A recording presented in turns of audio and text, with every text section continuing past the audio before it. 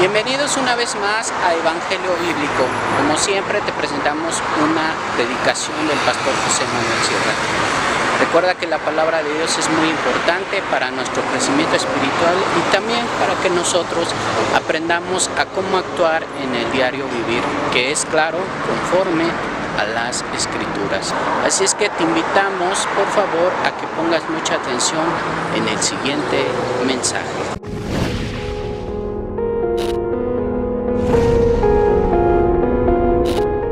Por esta oportunidad de aprender, Señor, de aprender de ti, de tu palabra.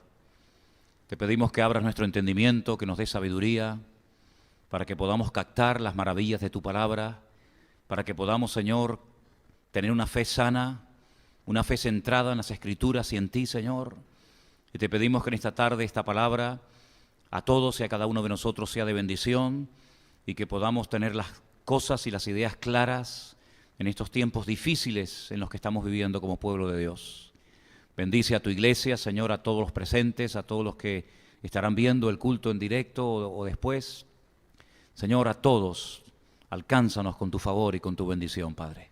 Nos encomendamos a ti en el nombre de tu amado Hijo Jesús. Amén.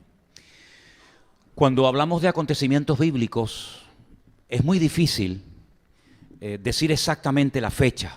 Podemos hablar del lugar, podemos hablar de la cantidad de personas, podemos hablar de lo que se hizo, de lo que se dijo, pero decir exactamente, mira, la Pascua, la fiesta de tabernáculos, en fin, el nacimiento del Mesías, la crucifixión, etcétera. Cuando hablamos de fechas es muy difícil. Yo creo sinceramente que aventurarnos a decir, mira, fue en este día, ¿vale? O fue en esta semana, es muy complicado porque han pasado demasiado tiempo, han pasado siglos, han pasado milenios desde que se llevaron a cabo los acontecimientos que vamos a estar analizando en esta tarde.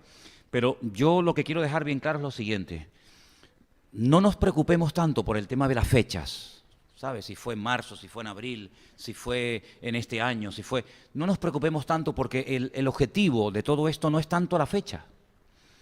Nosotros no somos arqueólogos, ni antropólogos, ni somos personas que estamos tratando de datar exactamente las fechas, ¿no? Como cuando se descubre un hueso, o se descubre un fósil, o se descubre algo importante, pues claro, lógicamente hay que poner una fecha. Pero nosotros no estamos obsesionados con el tema de las fechas. Lo que está bien claro es que hay una serie de acontecimientos que en el mundo occidental, en el mundo en el cual vivimos nosotros hoy en día, pues el hombre ha decidido recordar ciertos y determinados acontecimientos de la historia bíblica. Y el acontecimiento que vamos a hablar en esta tarde y tratar de extraer la enseñanza fundamental, pues es lo que el mundo, que no tiene nada que ver porque ese nombre ni aparece en la Biblia, es el famoso Domingo de Ramos, que no tiene absolutamente nada que ver ese término con lo que vamos a leer en esta tarde en las Escrituras. En el Evangelio según San Lucas, el capítulo 19, a partir del versículo 28 en adelante, la Escritura nos da una información acerca de un acontecimiento que no fue una acción improvisada, sino que detrás de este acontecimiento hay profecías que se cumplieron, como vamos a ver a continuación. Lucas 19, 28 dice el texto: dicho esto, iba delante subiendo a Jerusalén. Y aconteció que llegando cerca de Betfagé y de Betania, al monte que se llama de los Olivos, envió dos de sus discípulos. Y les dijo: id a la aldea de enfrente, y al entrar en ella hallaréis un pollino atado en el cual ningún hombre ha montado jamás. Desatadlo y traedlo. Si alguien os preguntare, ¿por qué lo desatáis?, le responderéis así: porque el Señor lo necesita. Fueron los que habían sido enviados y hallaron como les dijo, y cuando desataban el pollino, lógicamente sus dueños les dijeron: ¿por qué desatáis el pollino? Y ellos dijeron: porque el Señor lo necesita. Lo trajeron a Jesús y habiendo echado sus mantos sobre el pollino, subieron a Jesús encima. Y a su paso tendían sus mantos por el camino. Y cuando llegaban ya cerca de la bajada del monte de los olivos, toda la multitud de los discípulos, gozándose, comenzó a alabar a Dios y a grandes voces por todas las maravillas que habían visto. Quiero decir, antes de seguir leyendo, que lo que se llama la entrada triunfal de Cristo en Jerusalén fue algo tan impactante, algo que conmovió tanto a la ciudad de Jerusalén, al país entero y por supuesto a los discípulos, que tiempo más tarde, cuando se escribieron los evangelios, tanto Mateo como Marcos, como Lucas y como Juan, los cuatro relatan la entrada triunfal de Cristo en Jerusalén. Esto es algo muy llamativo porque no en todos los evangelios encontramos siempre las mismas historias. Hay cosas que, por ejemplo, solamente encontramos en Juan. Hay cosas que, por ejemplo, encontramos a lo mejor en Mateo que en otro evangelio no las cuenta, no las relata, como por ejemplo el famoso Sermón del Monte, las bienaventuranzas, el Padre Nuestro, etc. Pero, repito, este acontecimiento de ver a Jesús siendo recibido por multitudes y dándole la más cordial bienvenida a la ciudad de Jerusalén fue algo tan impactante que los cuatro evangelios registran este día, registran este acontecimiento. Seguimos leyendo. Y la multitud decía: bendito el que viene en el nombre del Señor, paz en el cielo y gloria en las alturas. Entonces algunos de los fariseos de entre la multitud le dijeron: Maestro, reprende a tus discípulos. Él les respondió y les dijo: os digo que si estos callaran, las piedras clamarían. Cuando llegó cerca de la ciudad, al verla, lloró sobre ella. Ahora, antes de leer el siguiente texto, aguántalo ahí. Lucas solamente nos dice que Jesús lloró, nada más. En otros evangelios encontramos también el hecho de que Jesús llorara por la ciudad de Jerusalén, pero añaden más datos. En ese llanto, en ese quebrantamiento, en ese dolor en su corazón, Él añadió aquellas famosas palabras de Jerusalén, Jerusalén, que matas a los profetas y apedreas a los que yo te envío. ¿Cuántas veces yo quise juntar a mis hijos como la gallina junta a sus polluelos y no quisisteis? Y allí el Señor se quebranta, el Señor llora sobre una ciudad que yo sepa, no sé si tienes algún dato tú que yo no tenga, pero que yo sepa es la primera vez que yo veo a Jesús llorando por una ciudad, la ciudad de Jerusalén, que hizo que el Señor se desgarrara y llorara por lo que se le venía encima en los próximos años. Así que dice que lloró cuando estaba cerca de la ciudad, diciendo: oh, si tú conocieses, escuchen bien esto, porque aquí hay una clave tremenda, si tú conocieses, a lo menos en este tu día, lo que es para tu paz, mas ahora está encubierto de tus ojos. Porque vendrán días sobre ti cuando tus enemigos te rodearán de vallado o con vallado, y te sitiarán y por todas partes te estrecharán.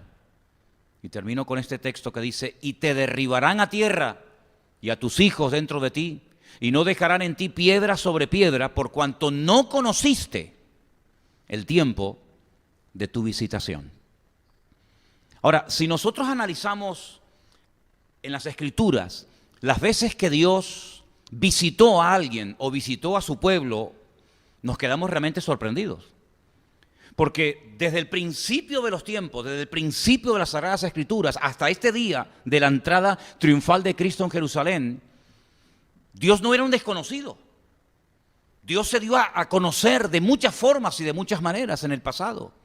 El autor de la carta a los Hebreos empieza su carta diciendo que en el pasado Dios se dio a conocer, dice, a vuestros padres a través de los profetas. Pero en estos postreros días Dios se ha revelado, Dios se ha manifestado, se ha dado a conocer de una forma diferente, ¿verdad? Vemos, por ejemplo, que en el jardín del Edén, allí en el primer libro de la Biblia, en los albores de la humanidad, vemos que Dios visitaba y paseaba y tenía comunión y relación con el hombre. Y fue un tiempo maravilloso, no sabemos cuánto duró aquel tiempo. Claro, yo sé que hay todo tipo de personas que especulan, algunos dicen que fue un día.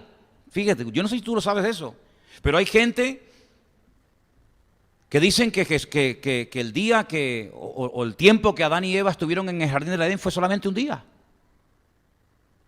Bueno, ¿qué más da si fue un día o fueron 10 años o fueron 500 años? ¿Qué más da? Sinceramente, ¿eso puede perturbar nuestra fe? Para nada.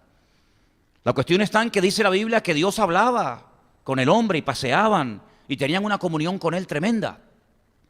Pero cuando el hombre es expulsado del jardín del Edén por el pecado, Dios no dejó de manifestarse, no dejó de hablar y de visitar a personas. Si vemos, por ejemplo, en el libro del Génesis, los capítulos 18 y 19, léanlos si quieren esta noche tranquilamente, van a ver que Dios también visitaba personas. Y por ejemplo tienen el caso de Abraham, que fue visitado por el Señor y le revela que hay unas ciudades cercanas a donde él vivía que van a ser totalmente destruidas.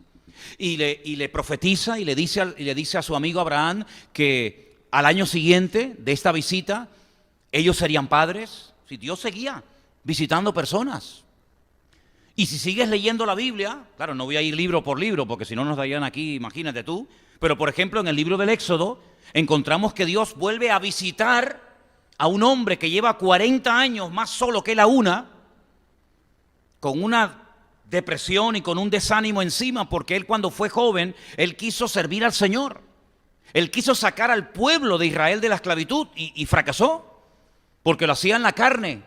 No fue algo que Dios le dijo que hiciera. Y tiene que huir al desierto y después de 40 años de soledad, fíjate tú de qué nivel, de qué estilo de vida pasó Moisés a estar en el desierto, dice que Dios lo visitó. Y entonces se le presenta al Señor y le habla a través de aquel arbusto que dice que ardía pero no se consumía. Y entonces el Señor lo llama, lo prepara, lo restaura y le dice, ve a Egipto y saca a mi pueblo porque ha llegado el tiempo de su visitación. Entonces vemos cómo Dios visitó a Adán, visitaba a Abraham, visitaba a Moisés. Vemos cómo Dios visitó a su pueblo en Egipto, después de clamar tanto tiempo, visitó a su pueblo. Vemos cómo al sacarlo de la esclavitud en Egipto, 50 días después de haberlo sacado, los convoca alrededor de una montaña, el famoso monte Sinaí, y Dios visita en persona, con voz audible. Eso fue una cosa tremenda. El acontecimiento más impactante de la historia de la humanidad, sin lugar a dudas, fue la crucifixión y la resurrección del Mesías. Pero el otro acontecimiento que es algo que si te pones a pensar es algo increíble, es cuando Dios con voz audible le entrega la ley, le entrega la Torá al pueblo de Israel en el pleno monte Sinaí. Entonces vemos cómo Dios fue visitando a personas en momentos puntuales de la historia. Pero si ustedes leen detenidamente y estudian, porque no es un capítulo para simplemente leerlo, porque es muy profundo, porque ahí se dan fechas y ahí hay que tener mucho ojo y mucho cuidado. Capítulo 9 del profeta Daniel, el Señor le revela al profeta Daniel que desde el día en el que se le permitiera salir del cautiverio babilónico para restaurar Jerusalén hasta la venida del Mesías, pasaría un tiempo. Y cuando el Señor Jesucristo se va acercando a la ciudad de Jerusalén, esa profecía que se le había revelado a Daniel en Babilonia, diciéndole desde hasta, es el día en el que el Señor está montado en aquel pollino de asno. Y ese día se cumple la famosa profecía de Zacarías capítulo 9. Versículo 9, y que dice así, Zacarías 9:9, alégrate mucho, hija de Sión, da voces de júbilo, hija de Jerusalén, he aquí tu rey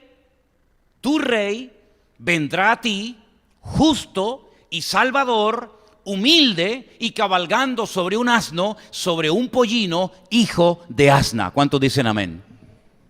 ¿Cómo podía saber Zacarías? ¿Cómo podía saber ese hombre que nunca vio personalmente a Cristo?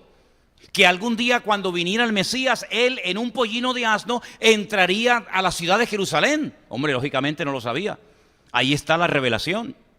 Ahí está la revelación de Dios al profeta Zacarías para que él escriba en su libro, en el capítulo 9, versículo 9, que el Señor Jesucristo entraría no en un caballo blanco, como dice que vendrá en su segunda venida, como rey triunfante y glorioso, sino que entraría humilde, ¿verdad?, cabalgando sobre un pollino de asno, en son de paz. Y por eso Cristo llora antes de entrar triunfalmente en la ciudad de Jerusalén, porque Él sabe perfectamente que el cumplimiento de la profecía de Zacarías y el cumplimiento de las famosas semanas del capítulo 9 de Daniel era ese día. Y entonces él va y se presenta con sus brazos abiertos en una invitación de amor al pueblo y a la ciudad de Jerusalén.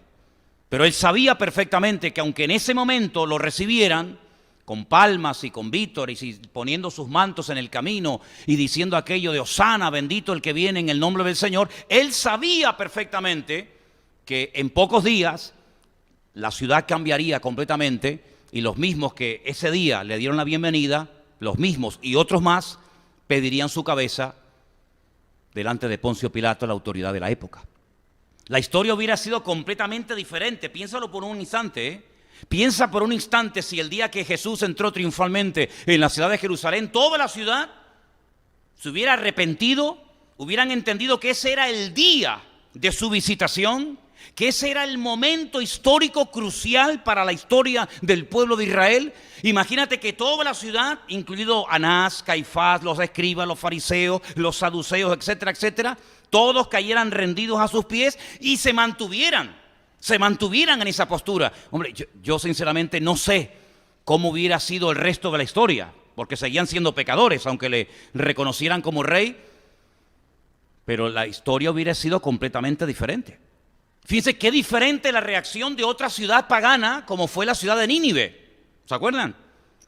Cuando dice a través de la boca del profeta Jonás, dentro de 40 días esta ciudad será destruida.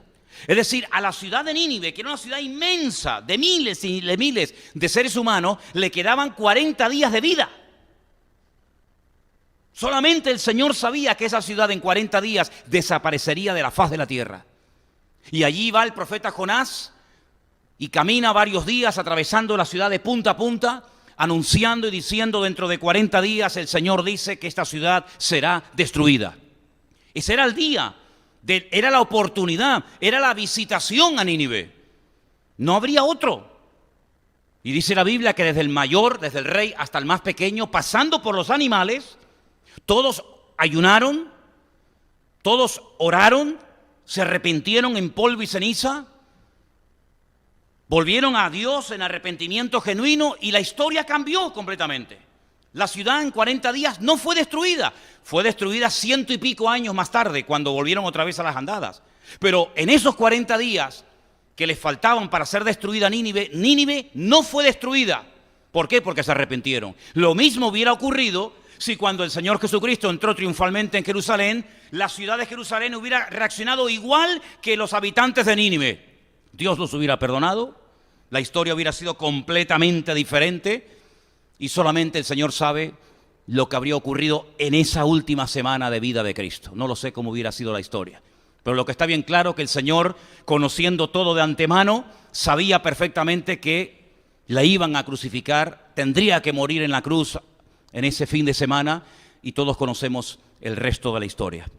Ahora, cuando Jesús entró en la ciudad de Jerusalén, esto es un acto de valentía que no somos conscientes de lo que esto representó.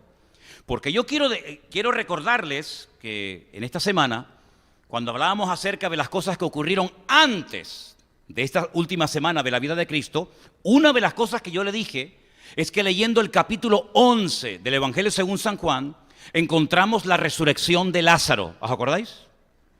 Y dice la Biblia que desde aquel día ya los sacerdotes, las autoridades dijeron: basta, ya no podemos permitir que esto siga y siga y siga, porque no sabemos cómo va a terminar todo esto. Y dice que desde ese día procuraban matarlo.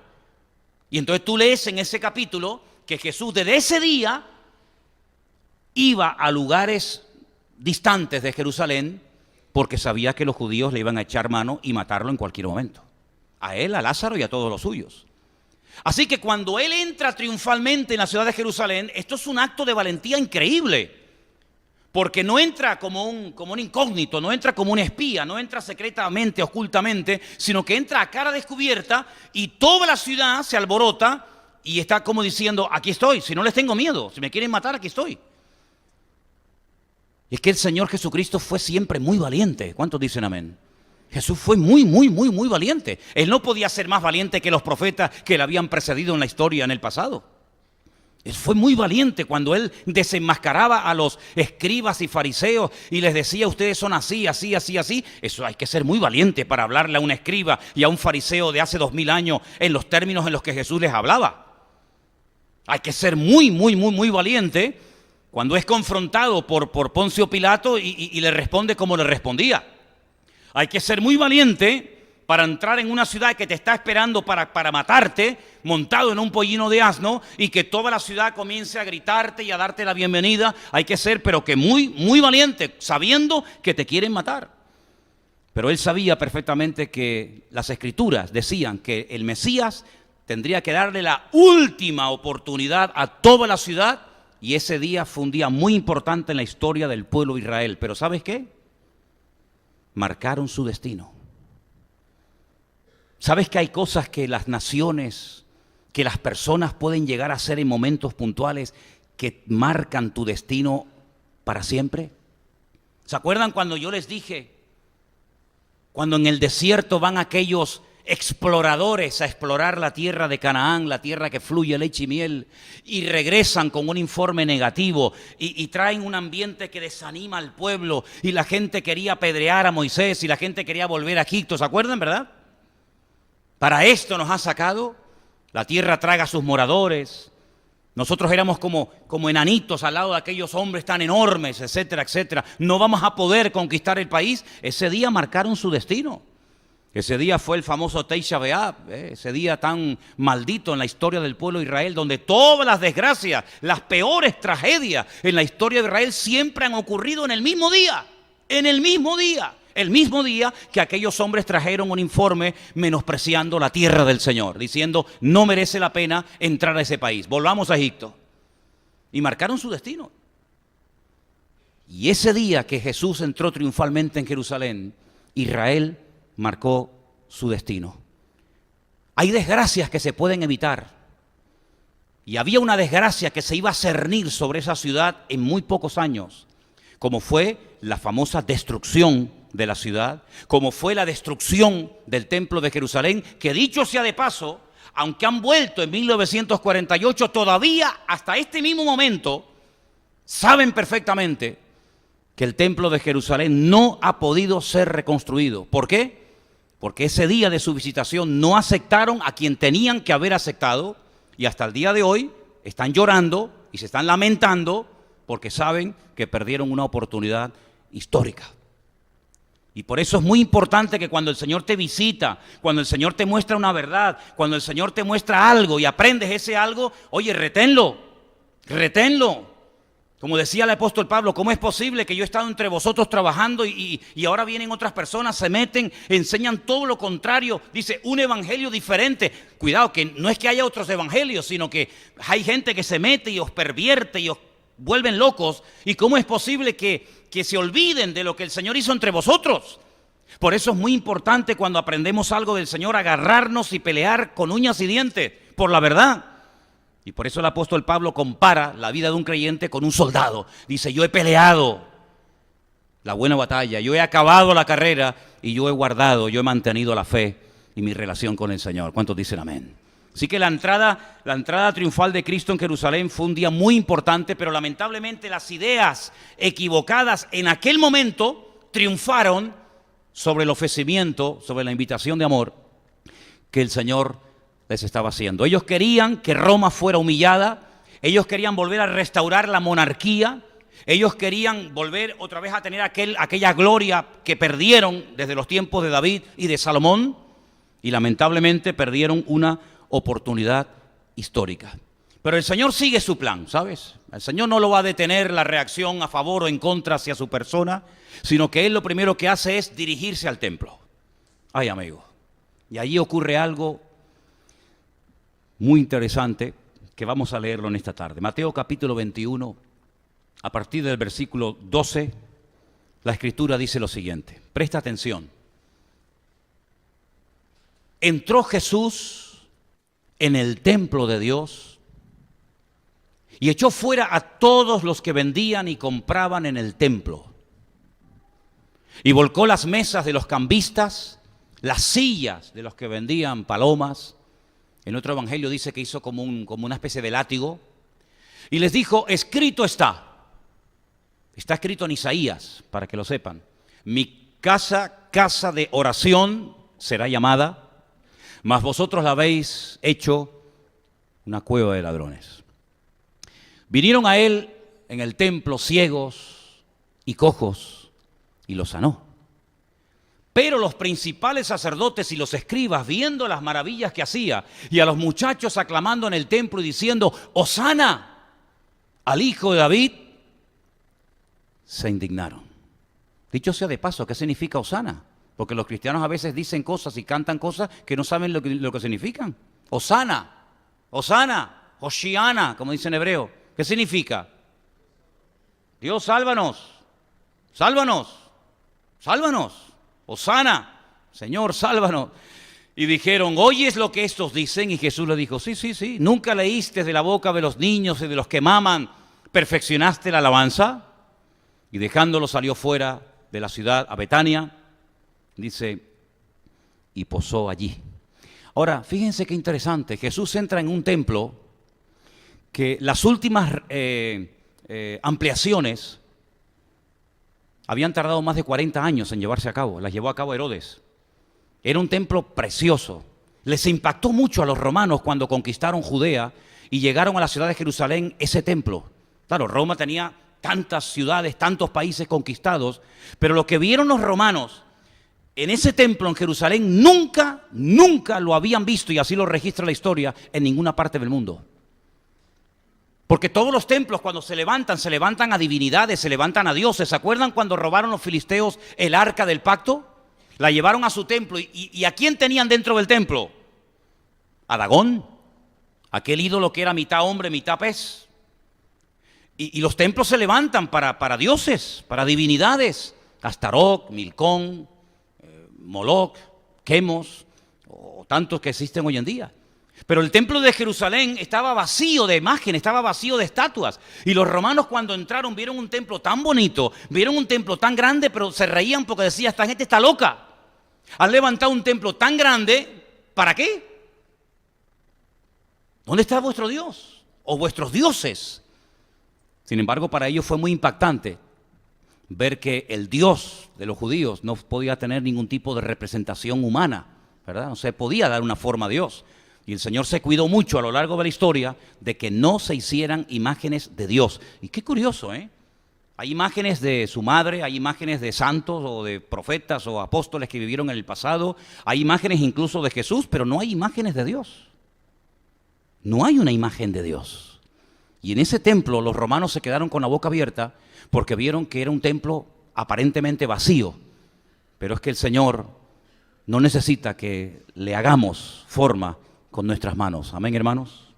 Cuando el Señor entró en ese templo, había muchos atrios, había muchos patios. No es que se entraba directamente, sino que depende si eras gentil, si eras mujer, si eras sacerdote, si eras sumo sacerdote, podías ir a ciertos y determinados lugares. Había muchas divisiones internas dentro del templo.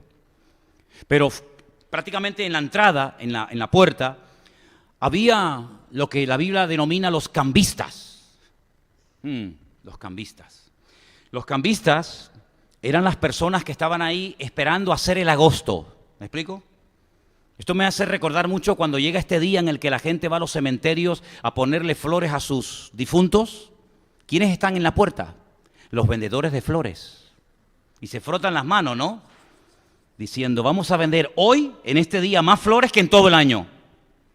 Veía hace unos días unas imágenes de un río en África, donde a este lado estaban los leones allí agachados, al otro lado miles, millones de cebras y de ñus, y los leones esperando.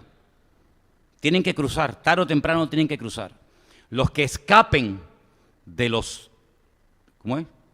De los cocodrilos que hay en el río, el que logre escapar, aquí lo estamos esperando. Y llevan semanas los leones allí agazapados esperando que vengan esas multitudes de animales, porque o comes ese día, o sabe Dios cuándo volverás a comer. Los cambistas eran personas que vivían de los peregrinos, que venían de todas partes del país y del extranjero. Y en aquellos tiempos, pues como hoy en día, existían muchas monedas. Existían las monedas de los romanos, Las monedas de los griegos, las monedas de los egipcios, en fin, había un montón de tipos de monedas. Pero esas monedas no se usaban en el templo. El templo tenía acuñada una moneda. Y entonces los cambistas lo que hacían es que le cambiaban a la gente las monedas extranjeras por las monedas del templo y cobraban una maá. Una maá es una comisión. Porque todas las personas que llegaban al templo tenían que pagar un impuesto. Ustedes saben eso, ¿verdad? Es como si ustedes por venir aquí tienen que pagar un impuesto. Bueno, en el templo era normal, tenían que pagar medio ciclo. Medio ciclo. ¿Y cuánto equivale un medio ciclo? 2 días de trabajo. Tú trabajas 2 días, sería el equivalente a 2 denarios, pues medio ciclo son 2 denarios. Y todas las personas tenían que pagar en la moneda del templo. Es decir, que si ustedes traen monedas de Roma, de Egipto, de cualquier otro país, yo te las cambio, pero a cambio de una comisión. Y claro, no es que venían 10, ni 12, ni 100, ni 200, venían miles y miles y miles de personas de todas partes del mundo. A la fiesta de la Pascua, por ejemplo, que era cuando el Señor entró triunfalmente en Jerusalén y entró al templo. Y en el caso de que tuviera que darte cambio, te cobraba otra comisión. Es decir, que aquello era un negocio redondo. Y aparte de eso, los cambistas también te vendían animales, palomas, ovejas, corderos. ¿Para qué? Para el sacrificio. Había algunas personas que traían sus animales. Pero ¿sabes cómo se llamaban a esos puestos donde se vendían animales en el templo de Jerusalén hace 2000 años? Las tiendas de Anás. Lee la historia y verás. Las tiendas de Anás. El que tenía el monopolio del cambio de divisas, del cambio de dinero y de la venta de animales para el sacrificio en el templo de Jerusalén era nada más y nada menos que Anás. Es como estos curas que dejan entrar a las bodas y a las misas y a los bautismos y a las comuniones a los fotógrafos que le dan después comisión. Y al que no le da comisión al cura, no entra. ¿Te das cuenta? Pues allí estaban esta gente. Y entonces, ¿qué pasaba? La gente venía con su corderito, la gente venía con su cabra, la gente venía con su animal. Y claro,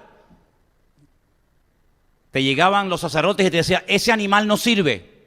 ¿Por qué? Porque no es kosher.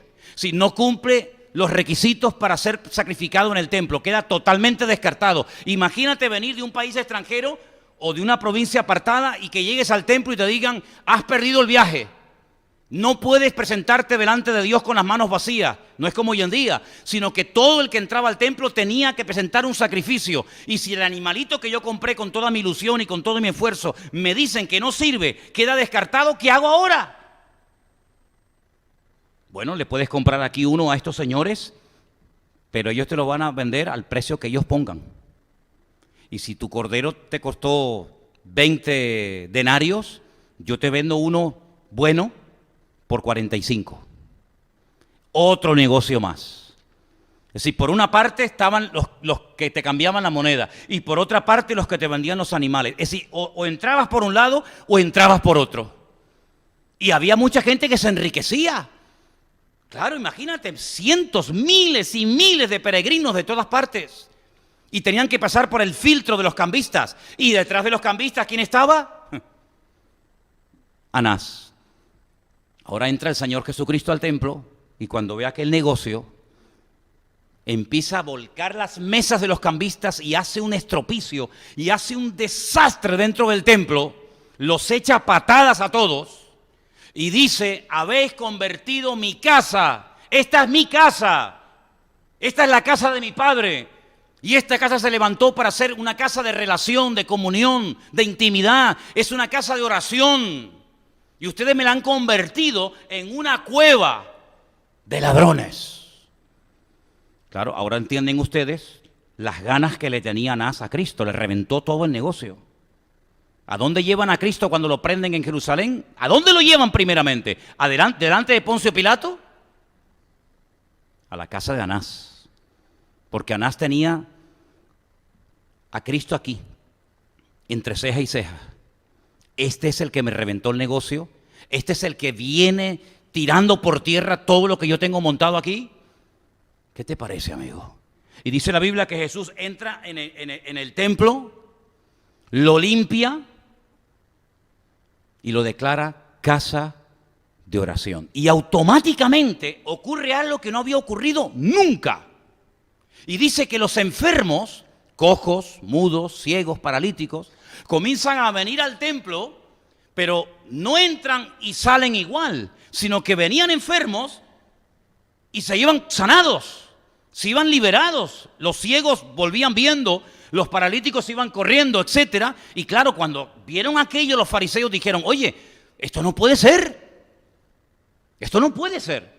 Ahora, ¿de dónde salieron tantos enfermos? ¿De dónde salieron tantos cojos y ciegos y mudos y paralíticos? Pero tantos enfermos había en Jerusalén en aquellos días. Miles, hermanos, miles. ¿Y por qué no iban antes al templo?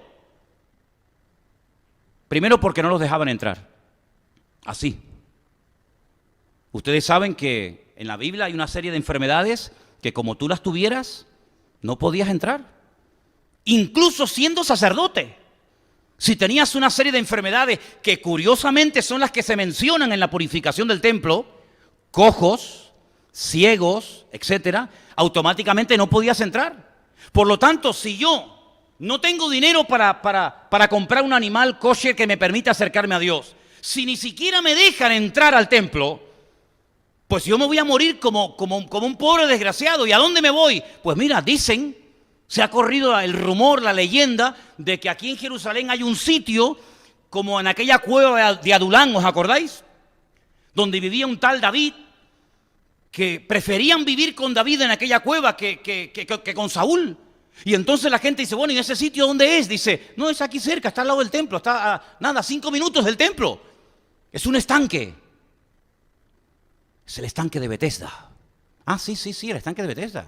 Claro, sabemos. Y además hemos oído que un ángel de vez en cuando desciende del cielo y se mueven las aguas, y el primero que se mete queda sanado. Y entonces tú vas a Juan capítulo 5, que es el único evangelio, el único capítulo en la Biblia que te habla de lo que pasaba en el estanque de Betesda, y te dice que en el estanque de Betesda había multitudes de ciegos, de cojos, de mudos, de paralíticos, gente que esperaban ¿qué? Esperaban algo que nunca ocurrió. Nunca nadie fue sanado en Betesda, pero la gente estaba esperando el milagro, esperando el cambio, atormentados. Y este decía: es que yo no tengo la velocidad que tiene el otro, y por eso llevo aquí 38 años esperando, y cada día estoy peor. Y el Señor le dijo: mira, levántate, por favor, levántate, toma tu lecho y anda. Y este hombre, en agradecimiento, sale al templo, y nada más llegar al templo le para y dice: ¿tú dónde vas? ¿Tú dónde vas? No, yo voy al templo, voy a darle gracias al Señor. Y dice: no, pero es que hoy es Shabbat, es que no se puede hacer estas cosas. ¿Cómo llevas tú una carga debajo del brazo? Bueno, es que a mí hace un rato un señor allí me sanó y me dijo: toma tu lecho y anda. Y si, ¿quién te sanó? Dice: no sé. ¿Pero no sabes quién te sanó? Dice: no sé quién es. Y dice que al día siguiente se lo encuentra en el templo y le dijo: yo soy Jesús, yo soy el Mesías. Y entonces te das cuenta cómo la gente, al ser limpiado el templo, van solos y comienza a moverse el poder de Dios en la vida de esta gente. La envidia mata, los celos son terribles, y los religiosos que solamente ofrecen eso, religión muerta y vacía, tienes que hacer y hacer y hacer y hacer y hacer, y como no lo hagas, palo en la cabeza. No ofrecían esperanza a la gente, no ofrecían sanidad a los enfermos, no ofrecían vida, porque ellos mismos estaban muertos. Pero mira, si alguien los definió, y es tremendo, porque no me digan a mí que el Señor ahí se pasó. El capítulo tal vez más fuerte y duro de la Biblia, Mateo 23, donde le dice: ustedes ni entran ni dejan entrar. Ustedes son capaces de recorrer mar y tierra para ganar a uno, y una vez que lo ganan lo convierten en 2 veces más hijos del infierno que antes. Ustedes son como los sepulcros blanqueados, que por fuera le dan una mano de cal una vez al año para dejarlos bonitos, pero por dentro, si los abres, están llenos de huesos. Entonces, cuando llegaron al templo y vieron que allí había la presencia del Señor, automáticamente dice que comenzaron a alabar a Dios. comenzaron a cantar. No eran levitas, no eran músicos profesionales, pero brotó la espontaneidad. ¿Por qué? Porque sus corazones estaban agradecidos. ¿Cuántos dicen amén? Y todo eso que se dice, no, el famoso Domingo de Ramos, déjate Domingo de Ramos historia. Lo que la Biblia habla de este día es la entrada triunfal de Cristo en Jerusalén y a continuación la purificación del templo. Ahora, hoy en día no hay templo. Esto es una tragedia, ¿eh? No hay templo. Bueno, ¿y por qué no lo construyen, por ejemplo, en Estados Unidos, donde hay millones de judíos? Es que no se puede. Hay sinagogas, pero templo solamente puede haber uno. Y tiene que ser allí. Como allí no se puede, ¿qué hacemos?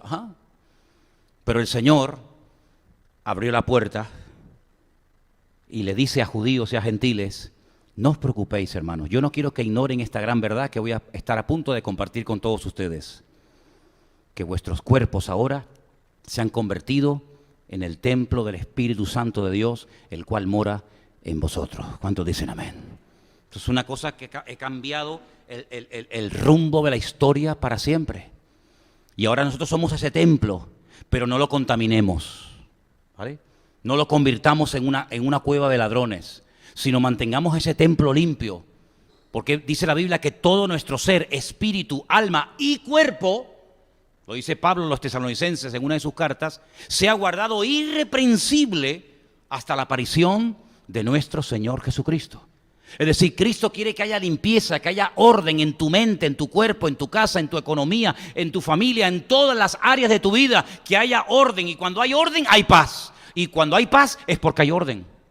Y eso es lo que no había en el templo de Jerusalén. Por eso Cristo tiene que entrar y tiene que limpiarlo de adentro para afuera, porque el ser humano es un experto en cambiar o intentar en cambiar a la gente de afuera para adentro. Sin embargo, el Señor es mucho más profundo que todo eso. El Señor, ¿de qué sirve que pintemos la pared? ¿De qué sirve que cambiemos el aspecto exterior si luego por dentro nuestro corazón no está en línea y no está alineado con la presencia del Señor? Y eso es lo que el Señor vino a hacer, a poner orden, a traer libertad a los cautivos, a darle vista a los ciegos, a pregonar el año de la libertad gloriosa para todos los hijos de Dios.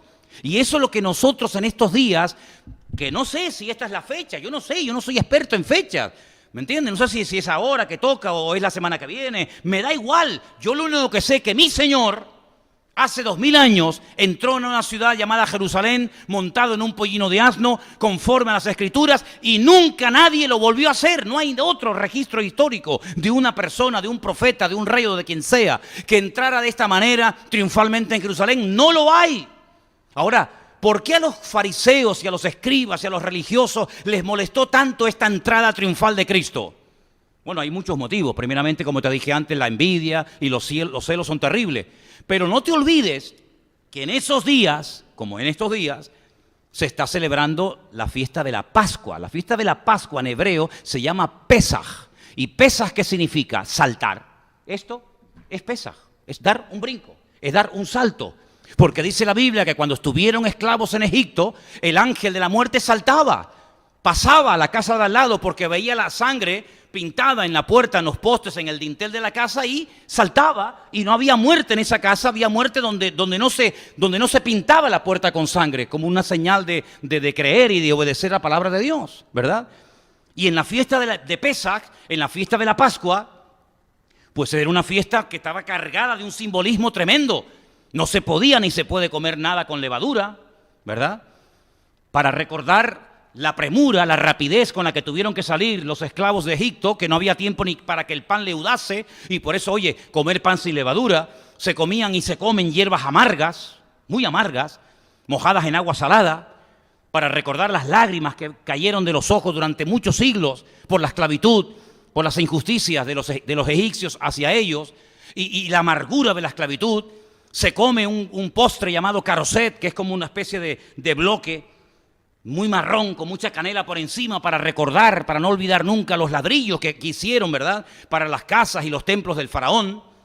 Se tomaban diferentes copas de vino, recordando promesas de liberación, de milagros que el Señor haría en el futuro.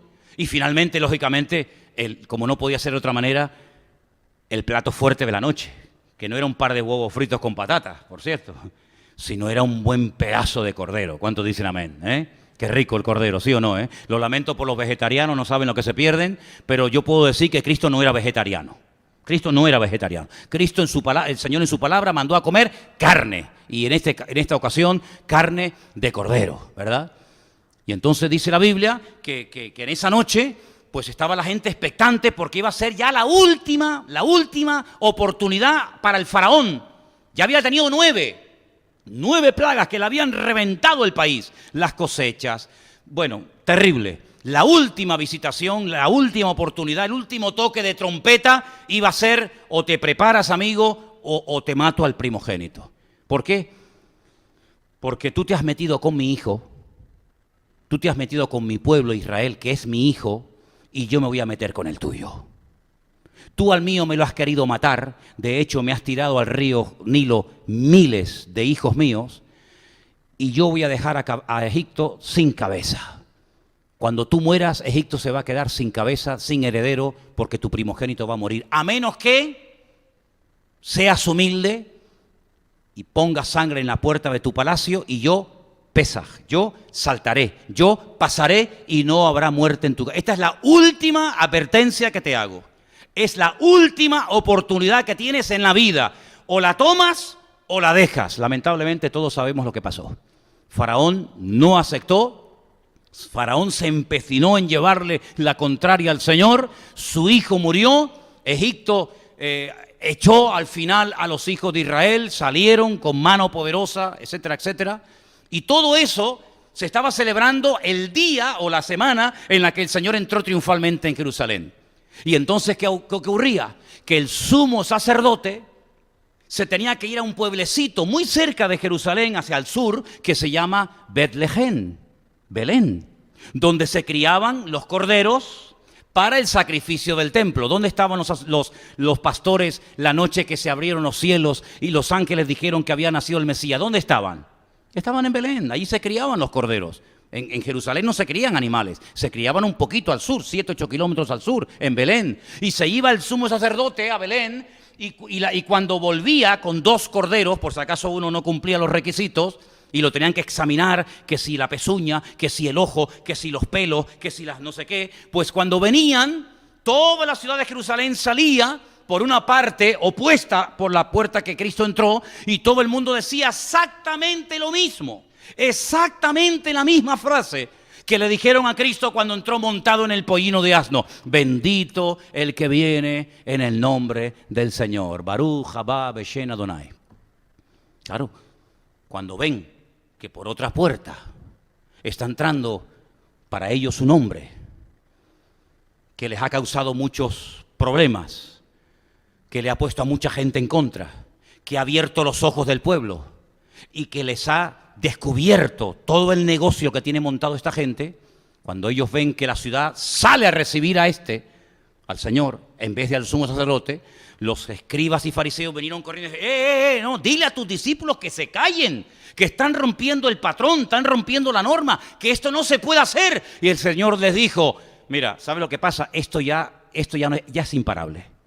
Ya, aunque yo les diga que se callen, las piedras se pondrían a alabar. Oye, hubiera sido bonito, ¿no?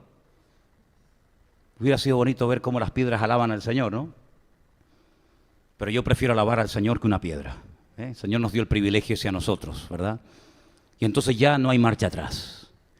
En esa semana ocurren cosas tremendas, todo va muy rápido. Quiero decirles como dato, se lo dije el otro día, se lo recuerdo, que en la última semana de la vida de Cristo se cumplen más profecías que en todo su ministerio. Es una semana muy intensa, donde ocurren muchas cosas. Una semana, como les dije el otro día, donde él ya había advertido lo que iba a pasar. Pedro, ven para acá, te va a pasar esto, esto y esto. Judas, ven para acá, esto. Es en esa semana donde él cumple otra profecía, que leeremos más adelante, donde establece algo que ya se venía anunciando, pero que nunca se había llevado a cabo, que es lo que se llama el Brit Hadashah, es decir, lo que nosotros llamamos el Nuevo Testamento. ¿Cómo se llama el Nuevo Testamento en hebreo? El Nuevo Pacto. Bueno, pues el Señor decía que en los últimos tiempos haría un nuevo pacto. Y el Señor, esa noche del ceder de la Pascua, esa noche en el que Él está sentado en la mesa con sus discípulos, que es una noche muy bonita, hermanos, es una noche muy especial. Hay unos libros, se llaman la Adajá, que es donde te cuenta lo que se tiene que hacer, cómo se tiene que orar por los niños, qué historias se tiene que decir. Hay unas masas que se hacen con un muñequito dentro, ¿verdad?, que tienen que encontrarlo los niños. En fin, hay todo un simbolismo. Se come muy rápido con los zapatos puestos, como si fueran a emprender un largo viaje, ¿no?, como en otras ocasiones que se relajaban, ¿verdad? Tenemos toda la noche por delante. Bueno, pues en esa noche el Señor coge ese pan sin levadura y no dijo lo que se decía y se sigue diciendo hoy en día en todas las casas de Israel o del mundo donde se celebra la Pascua. Este es el pan de aflicción que comieron nuestros antepasados en Egipto. Y lo parte el papá y comienza a repartirle a los miembros de la familia. Ahora entienden cuando dicen en el libro de los Hechos que se reunían en las casas para partir el pan. Bueno, vamos a poner las cosas en su sitio. Entonces dice, no, ya no hay más pan de aflicción, porque el verdadero pan soy yo. Yo soy el pan de vida. El verdadero pan no es ni ni el que comieron vuestros padres en el desierto en Egipto, porque aunque era un pan muy rico que sabía lo que tú querías que supiera, no sé si sabían eso, tú comías el maná y tendrá el gusto que tú quieras que tenga. ¿Quieres que sepa carne? A carne te vas a ver. ¿Quieres que sepa pescado? A pescado te vas a ver. ¿Quieres que sepa melón? A melón te vas a ver. Y podían vivir toda la vida comiendo maná y no se iban a morir. Y en el texto hebreo dice que se asustaron porque no iban a defecar. Porque todo lo que Dios da no se desecha. Entonces dice, vamos a morir con este pan. Vamos a terminar muriendo. Pero fíjate qué interesante. El Señor dice, este pan representa mi cuerpo, que por vosotros es partido. Haced esto en memoria de mí. Y ahí en una habitación, de una forma muy sencilla y muy humilde, pero donde hay un minyan, es decir, donde hay más de 10 testigos, cosa muy interesante en el judaísmo, Él establece el nuevo pacto. Y Él dice, a partir de ahora ya no hay más aflicción. A partir de ahora no solamente es mirar atrás a lo que pasó en Egipto, a partir de ahora es mirar hacia adelante lo que va a pasar en el futuro. Y Él coge el vino y hace la oración, el kiddush que se llama, y entonces Él lo bendice y dice, este vino representa la sangre mía que va a ser derramada en poco tiempo en una cruz para redimir a toda la raza humana. Porque si algo tiene bien claro, o tenían bien claro los judíos en aquel tiempo, es que sin derramamiento de sangre es totalmente imposible que un ser humano sea perdonado en sus pecados. Totalmente imposible. No hay forma que un judío pudiera tener la conciencia tranquila, entre comillas, recibir el perdón o la justificación temporal de sus pecados si no presentaba un animal y corría la sangre. Es imposible. Por eso cuando llegó Abel con aquellos melones y peras y sandías y no sé qué, el Señor dice, ¿esto qué es? ¿Tú te consideras justo? ¿Tú no derramas sangre? Mira tu hermano me trae lo que yo he dicho, un animal que tiene que morir. Porque ya sois pecadores, ya no sois santos como era vuestro padre y vuestra madre en el jardín del Edén. Entonces tú vienes a mí y no reconoces tu inmundicia, no reconoces tu pecado y vienes como yo necesito derramar sangre. Y entonces le dijo el Señor, estás obrando mal, por eso tienes decaído tu semblante. Y bueno, todos sabemos el resto de la historia, ¿no? Entonces cuando venía el sumo sacerdote, sabía que los corderos tenían que morir en el templo. Pero fíjate qué curioso que al principio del ministerio de Cristo alguien dijo algo tremendo, que como que lo dijo y no se acordaba nadie. Y dijo, este es el Cordero de Dios que quita, no que tapa, que quita el pecado del mundo. Y no como el sumo sacerdote que todos los años tenía que presentar sacrificios, ¿verdad? Sino que lo quita para siempre. Y nos da la fortaleza interior, nos da su presencia, su Santo Espíritu. Dice, para que podamos hacer lo que le dijo a aquel hombre, vete y no peques más. ¿Se puede vivir sin pecar? Pregunto, ¿se puede vivir sin pecar? La mayoría vais a decir, no, pues yo digo que sí, lo que pasa es que no lo hacemos. Pero el Señor nos ha enseñado en su palabra los principios para vivir sin pecar. Claro, uno dice, ¿cómo es que somos humanos, que no sé qué? Pero en la Biblia, si hiciéramos todo lo que el Señor nos manda, viviríamos sin pecar. Porque Él nos ha dado la fortaleza, nos ha dado su Espíritu Santo, nos ha dado las instrucciones, nos ha dado todo para que vayamos y no pequemos más. Y por eso Juan que tiene una comunión con Él tremenda, que se recuesta sobre su costado, que no duda de que Él va a ser uno de los que le va a traicionar. Él no pregunta, ¿seré yo?, sino ¿quién será? Él escribe en su carta, con conocimiento de causa, que el que practica el pecado no ha conocido a Dios, porque el que practica el pecado no tiene la capacidad de decir no, porque el Espíritu de Dios no mora en él. Pero el creyente sí tiene fuerza interior, no la fuerza de voluntad. No, esa olvídate, sino la fuerza de Él. Por eso Pablo decía, todo lo puedo en Él. En Él sí lo puedo todo, en mí no puedo nada. Separado de mí nada podéis hacer, pero en Él todo lo puedo en Cristo que me fortalece. Y por eso aguantaba cosas que uno dice, ¿cómo pudo aguantar tanto este hombre? Bueno, porque estaba en Cristo, y cuando uno está en Cristo, aguanta la pérdida de un ser querido. Y tú dices, pero ¿cómo puede ser que esta mujer, que este hombre, que este padre, que esta madre está aquí y tiene una fortaleza que ni tengo yo? Porque en ese momento de angustia, de prueba en la vida, uno como que se refugia más en el Señor, y el que busca de Dios tiene una fuerza que deberíamos de tenerla todos los días, pero lamentablemente parece que a veces tenemos que ser probados o sacudidos, ¿verdad?, para buscar más de Dios. Pero si pusiéramos en práctica la vida de Cristo en nosotros, no pecaríamos. Pero lamentablemente muchas veces nuestra fe es una fe muy teórica y no es una fe práctica como la tenía el Señor. Pero para ir concluyendo, esa entrada triunfal de Cristo marcó un antes y un después. Fue la última oportunidad como nación, escucha bien, como pueblo, para decir, yo soy el que estáis esperando. Aquí me tenéis. ¿Estáis buscando un rey? ¿Al rey de los judíos? Yo soy el rey de los judíos. ¿Cómo puede ser que unas personas que vinieron de lejanas tierras tengan más claro el concepto de quién es el rey de los judíos que ustedes que me están viendo? Cuando el Señor dijo, las obras que yo he hecho, ningún profeta las hizo. Cuando le fueron a matar y dijo, ¿por qué me matáis? ¿Por qué obra me queréis matar? Dice, porque las obras que yo he hecho entre vosotros nadie las ha hecho. Pero no le reconocieron como rey. Tal vez como un impostor, no sé cómo qué, pero no le reconocieron como rey. Pero aquellos que vinieron de lejanas tierras, dice, venimos a adorar al rey de los judíos porque su estrella hemos visto en el oriente. Y no pasaron demasiado tiempo en el Herodión, en el palacio de Herodes, porque sabían que ese no es el rey. Ese es el que ha puesto el hombre, ese es el que ha puesto Roma. El rey de los judíos no es ese. Y fueron y le presentaron pleitesía y honores. ¿Y cómo es posible que Poncio Pilato, aquel que se lavó las manos, pone sobre su cabeza en la cruz aquella inscripción escrita en varios idiomas? Este es el rey de los judíos, y yo vengo cumpliendo profecías y profecías y profecías, haciendo milagros, sanidades, prodigios, maravillas, cosas que ni Elías ni Moisés hizo. Y no me reconocéis. Ahora entendéis por qué lloró. Ahora entendéis por qué lloró. Y por eso él dijo aquello de, vuestra ciudad será sitiada, será destruida, miles de personas morirán sin necesidad, como no tenían que haber muerto 6 millones de judíos en la Segunda Guerra Mundial. No tenían que haber muerto. Eso se podía haber evitado. Totalmente se podía haber evitado. Pero cuando uno marca su destino y cuando uno toma decisiones equivocadas, te tienes que atener a las consecuencias.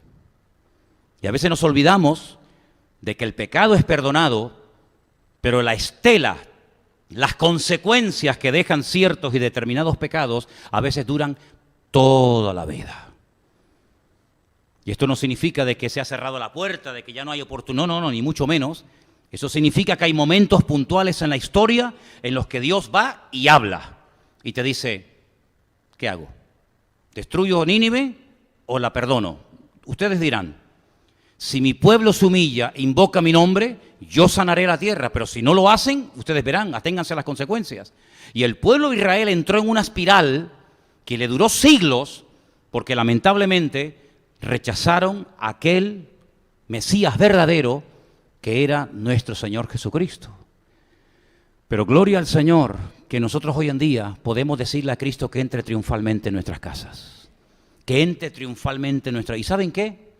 Lo que está ocurriendo ahora en Israel nunca ha habido en toda la historia de ese pueblo tantos judíos mesiánicos, es decir, tantos judíos que están reconociendo que el verdadero Mesías es aquel que a nivel nacional se rechazó como en los últimos tiempos. Están floreciendo congregaciones por todas partes del país. Miles de judíos se están convirtiendo. Y en las últimas estadísticas dicen que ya hay más de 45.000 judíos mesiánicos alabando al Señor, y muchos de ellos jugándose la vida porque han reconocido que el Señor Jesucristo es el camino, la verdad y la vida, y que nadie va a Elohim, nadie va al Padre, sino solamente a través de su Hijo Jesús. Las vueltas que da la vida, ¿no? Pero gloria al Señor, que muchos de los que estamos aquí, por no decir todos, tenemos bien claro que el Señor Jesucristo es el Rey y que solamente lo adoraremos y le serviremos a Él. ¿Cuántos dicen amén? Cierra tus ojos ahí donde estás, por favor. Aleluya. Deja que entre triunfalmente el Señor en tu vida. Deja que el Señor limpie tu templo y que eche fuera todo lo que no tiene que estar ahí. Él sabe cómo hacerlo. Y vengamos al Señor en esta noche con corazones sinceros, totalmente arrepentidos y humillados, y dejemos que Él se monte sobre nuestra vida, como se montó en aquel pollino de asno, y que tengamos la humildad de reconocerle a Él como nuestra autoridad. Él es amplio en perdonar. Él tiene el mismo poder para restaurar, para levantar, para sanar, para bendecir que hace 2000 años. Él no ha cambiado. Él es el mismo, ayer, hoy y por los siglos. Pero hace 2000 años, cuando entró triunfalmente en Jerusalén, dice que vino humilde, justo pero humilde. Pero las Escrituras profetizan que cuando venga la próxima vez, vendrá con poder y gloria. Y todo ojo le verá, y todas las rodillas se doblarán, declarando y confesando que Él es el Señor, para la gloria de Dios Padre. Por eso en esta tarde, acéptale, confiésale, invítalo a tu corazón, para que Él sea el Señor de tu alma, el Señor de tu casa, de tu vida, y podamos vivir sabiendo que Cristo está sobre nosotros, pastoreándonos, guiándonos en todo momento y situación de la vida. Ora ahí donde estás, hermano y hermana. Aleluya. Señor, venimos a ti en esta tarde sabiendo, Dios mío, que esa entrada triunfal tuya en Jerusalén hace 2000 años marcó un antes y un después, como también marcó un antes y un después el día que tú entraste a nuestra vida. Ya no hay marcha atrás, Señor, ya no podemos volver atrás, porque aparte de eso tampoco queremos volver atrás. Porque después de haberte conocido a ti, ¿a dónde iremos? ¿A dónde iremos? Si el único que ha llenado nuestro corazón y nuestra vida ha sido tú, Señor. Por eso en esta noche te pedimos que esa paz, que sobrepasa todo entendimiento humano, nos guarde todos los días de nuestra vida, Señor Jesús. Gracias, Padre. Ven a nuestra vida. Ven y entra triunfalmente en nuestros corazones. Te rendimos nuestra voluntad a ti, Señor.